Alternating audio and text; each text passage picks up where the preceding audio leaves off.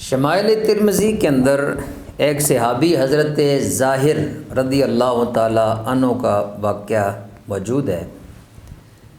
آپ نبی کریم رؤوف الرحیم صلی اللہ علیہ وسلم سے سچی محبت کرنے والے اور دل سے اپنے آقا سے محبت کرنے والے تھے۔ دیہات کے رہنے والے تھے اور کام کاروبار یہ تھا کہ آپ وہاں سے سبزیاں شہر میں لے کر آتے مدینہ طیبہ اور یہاں بازار میں فروخت کرتے، پھر ان میں سے جو اچھا مال ہوتا یا جو آپ کو قیمت ملتی اس سے آپ اچھی چیز خرید کر حضور نبی کریم صلی اللہ علیہ وسلم سے ملاقات کے لیے آتے اور اللہ کے محبوب کو تحفہ پیش کرتے۔ سرکار ان کی محبت اور اس انداز سے بڑے خوش ہوتے، اور جب وہ جانے لگتے تو سرکار دو عالم صلی اللہ علیہ وسلم ان کو پھر شہر کا تحفہ دیتے۔ وہ صحابی حضرت ظاہر حضور کے لیے دیہات کا تحفہ لے کر آتے اور سرکار انہیں شہر کا تحفہ پیش فرماتے، اور یہ محبت کا سلسلہ چلتا رہتا۔ ہوا کچھ یوں کہ ایک دن حضرت ظاہر رضی اللہ تعالی عنہ اپنا مال بازار کے اندر فروخت فرما رہے تھے۔ اللہ کے محبوب صلی اللہ علیہ وسلم کا وہاں سے گزر ہوا تو آپ نے دیکھا کہ مجھ سے محبت کرنے والا میرا غلام، میرا عاشق ظاہر اپنا مال فروخت کر رہا ہے۔ ان کا چہرہ دوسری طرف تھا، پشت اس طرف تھی جدھر سے حضور تشریف لا رہے تھے۔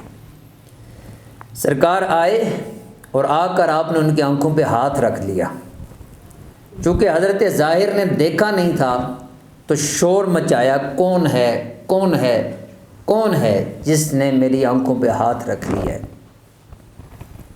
ساتھ ہی آپ خاموش ہو گئے، کیونکہ حضور کے ہاتھوں کا لمس، خوشبو اور محبت آپ نے محسوس کی، سمجھ گئے کہ کوئی عام شخصیت نہیں، اللہ کے محبوب ہیں، یہ ان کے ہاتھ مبارک ہیں۔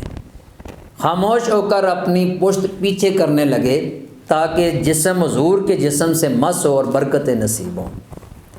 ساتھ ہی سرکار نے فرمایا، کون ہے جو مجھ سے اس غلام کو خرید لے؟ یہ آپ کی شفقت تھی، محبت تھی۔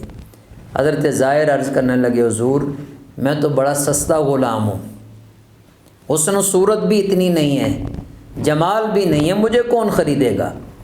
میں تو بہت کم قیمت کا غلام ہوں، آپ مجھے بیچ رہے ہیں۔ سرکار نے کیا خوبصورت جملہ ارشاد فرمایا تو دنیا اور دنیا والوں کی نظر میں کم قیمت ہو سکتا ہے، پر تیری قیمت اللہ اور اللہ کے رسول کی نظر میں بہت زیادہ ہے۔